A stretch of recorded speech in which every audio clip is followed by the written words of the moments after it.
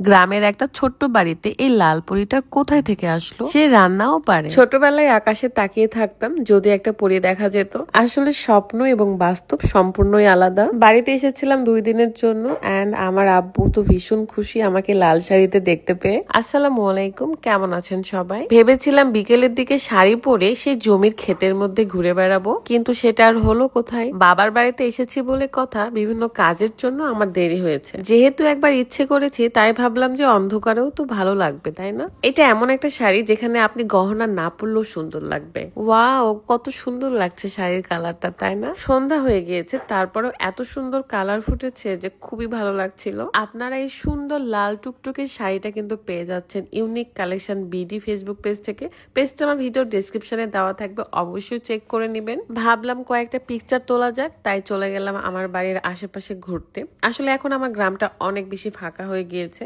মানে গ্রামের মেয়েদের বিয়ে হয়েছে, ছেলেরা বিদেশ চলে গেছে। ছোটবেলাতে বাড়ি থেকে বের হলেই সবাইকে খেলাধুলা করতে দেখতাম, বাট এখন বাড়ি থেকে বের হলে কাউকেই দেখতে পাই না। তবে আমার এই বাড়িতে আমার অনেক অনেক ভালো ভালো স্মৃতি রয়েছে, যেটা আমি সারা জীবনও ভুলতে পারবো না। এত ভালোবাসা, এত স্নেহ, এত কিছু, সবকিছু আমার কপাল। আসলে আমার আব্বু বলছিল আমার মেয়েটাকে কত সুন্দর লাগছে। যাই হোক, একটু বাইরে ঘোরাঘুরি করে আবার বাড়িতে চলে আসি এবং এসে দেখি বাড়ির অবস্থা এত বেশি নোংরা, তো সেগুলো গোছগাছ করছিলাম। তার মধ্যে একটু ঠান্ডা লেগে গেছে, কারণ দেরিতে গোসল করেছি। আমার চুল কিন্তু ভেজা ছিল এখনো। রুকাইয়ার একদম রাগ হয়েছে তার বাবার মতো, রাগ ভাঙাইতে হয়, একটুকু রাগ ভাঙতে চায় না। দেখেন কিরকম করছে। আমরা 3 বান্ধবী গিয়েছিলাম ঠিকই, বাট একবার রান্না করলে আমাদের আর কারোরই রান্না করতে হয় না, মানে সবাই এত অল্প খাই আমরা। যদিও বা আমি রাজশাহী থেকে মাছ মাংস নিয়ে গিয়েছিলাম, কারণ হঠাৎ করে যেহেতু আমি চলে আসি আব্বুকে না বলে, তাই আব্বুকে বেশি প্যারা দিতে চাই না। তবে সবজি খেতে ভীষণ ইচ্ছে করছিল, আব্বুকে বলেছিলাম সবজি নিয়ে আসতে। দেখেন কত সুন্দর সুন্দর সবজি নিয়ে আসতে, বেগুন, পটল, করলা।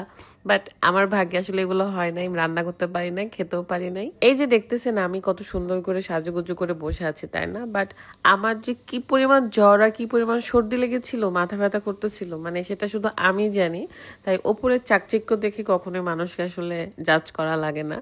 আমি কোনো মতে এখানে বসে থেকে উঠে গিয়েই শুয়ে পড়েছিলাম, ঘুমাই গেছিলাম। শাড়ি পরেই ঘুমাই গেছিলাম বলতে পারেন, মানে আমি এরকমই বাড়িতেও শাড়ি পরেই ঘুমায় থাকি।